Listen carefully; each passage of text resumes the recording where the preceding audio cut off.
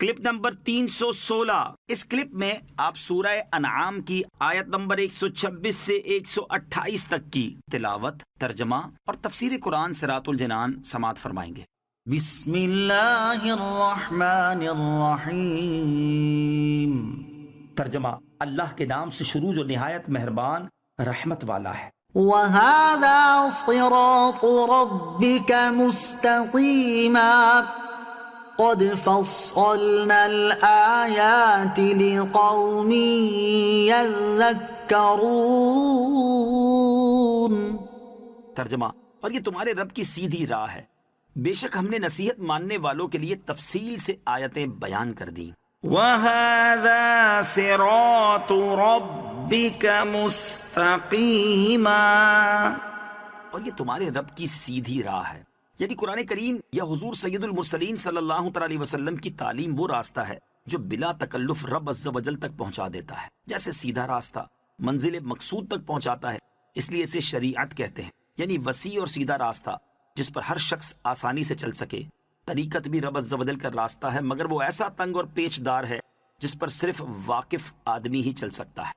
لَهُمْ دَارُ السَّلَامِ عِندَ رَبِّهِمْ وَهُوَ وَلِيُّهُمْ بِمَا كَانُوا يَعْمَلُونَ۔ ترجمہ، ان کے لیے ان کے اعمال کے بدلے میں ان کے رب کے حضور سلامتی کا گھر ہے اور وہ ان کا مددگار ہے۔ لَهُمْ دَارُ السَّلَامِ، ان کے لیے سلامتی کا گھر ہے۔ دار السلام کے دو معنی ہیں۔ نمبر 1، سلام اللہ تعالیٰ کا نام ہے تو دار السلام کا معنی ہوا وہ گھر جس کی اضافت اللہ تعالیٰ کی طرف ہے، اور یہ اضافت تشریف اور عزت افزائی کے لیے ہے، جیسے بیت اللہ اور ناقۃ اللہ میں ہے۔ نمبر 2، اس کا دوسرا معنی یہ ہے کہ سلام دار کی صفت ہے، یعنی یہ سلامتی کا گھر ہے۔ اور جنت کو دار السلام اس لیے فرمایا گیا کہ جنت میں ہر قسم کے عیوب، تکلیفوں اور مشقتوں سے سلامتی ہے۔ جنت کو دار السلام کہنے کی تیسری وجہ یہ ہے کہ جنتیوں کو جنت میں دخول کے وقت سلام کیا جائے گا، اللہ تعالیٰ کی طرف سے، فرشتوں کی طرف سے اور اہل اعراف کی طرف سے ان کو سلام پیش کیا جائے گا، اور جنتی بھی ایک دوسرے کو سلام کریں گے۔ وَيَوْمَ يَحْشُرُهُمْ جَمِيعًا يَا مَعْشَرَ الْجِنِّ قَدِ اسْتَكْثَرْتُم مِّنَ الْإِنسِ وَقَالَ أَوْلِيَاؤُهُم مِّنَ الْإِنسِ رَبَّنَا اسْتَمْتَعَ بَعْضُنَا بِبَعْضٍ وَبَلَغْنَا أَجَلَنَا الَّذِي أَجَّلْتَ لَنَا قَالَ النَّارُ مَثْوَاكُمْ خَالِدِينَ فِيهَا إِلَّا مَا شَاءَ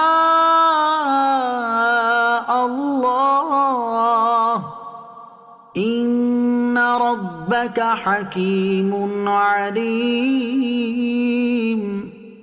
ترجمہ، اور یاد کرو وہ دن جب وہ ان سب کو اٹھائے گا اور فرمائے گا، اے جنوں کے گروہ، تم نے بہت سے لوگوں کو اپنا تابع بنا لیا، اور انسانوں میں سے جو ان کے دوست ہوں گے وہ کہیں گے، اے ہمارے رب، ہم نے ایک دوسرے سے فائدہ اٹھایا اور ہم اپنی اس مدت کو پہنچ گئے جو تو نے ہمارے لیے مقرر فرمائی تھی۔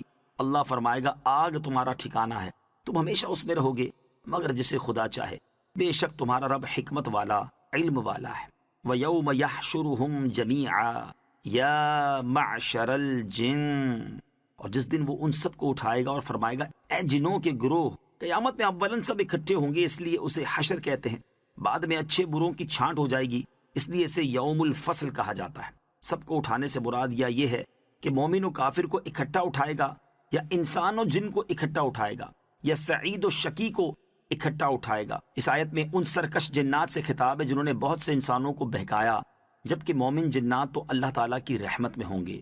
وَقَالَ أَوْلِيَاؤُهُم مِّنَ الْإِنسِ، اور انسانوں میں سے ان کے دوست کہیں گے، انسانوں میں سے جو جنات کے دوست ہوں گے اور دونوں نے ایک دوسرے سے فائدہ اٹھایا ہوگا، اس طرح کے جنات نے انسانوں کو برے راستے دکھائے اور بدعملیوں کو ان کے لیے آسان کیا، اور جنات نے انسانوں سے اس طرح فائدہ اٹھایا کہ انسانوں نے ان کی پوجا کی اور ان کے مطیع و فرما بردار بنے۔ وہ حسرت سے کہیں گے، اے ہمارے رب، ہم نے ایک دوسرے سے فائدہ اٹھایا اور افسوس کہ آج ہم اپنی اس مدت کو پہنچ گئے جو تو نے ہمارے لیے مقرر فرمائی تھی۔ ہائے وقت گزر گیا اور قیامت کا دن آ گیا، اب صرف حسرت و ندامت ہی باقی رہ گئی ہے۔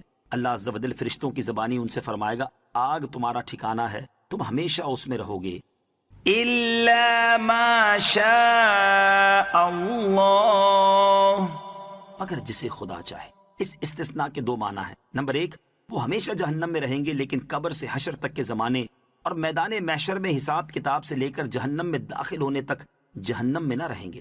نمبر دو، اس سے مراد وہ اوقات ہیں جن میں انہیں ایک عذاب سے دوسرے عذاب میں منتقل کیا جائے گا۔ جہنمی جب دوزخ کی آگ کی شدت سے فریاد کریں گے تو انہیں زمہریر یعنی سخت ٹھنڈے اور برفانی طبقے میں ڈال دیا جائے گا، اور جب زمہریر کی ٹھنڈک سے گھبرا کر فریاد کریں گے تو انہیں پھر نارے جہنم میں ڈال دیا جائے گا۔ جمہور مفسرین نے حضرت عبداللہ ابن عباس رضی اللہ تعالیٰ عنہما سے ایک روایت یہ بھی نقل کی ہے کہ اس سے مراد وہ لوگ ہیں جن کے بارے میں رب تعالیٰ کے علم میں ہے کہ انہوں نے اسلام قبول کیا اور نبی کریم علیہ الصلوۃ والسلام کی تصدیق کی، تو انہیں آگ سے نکال لیا جائے گا۔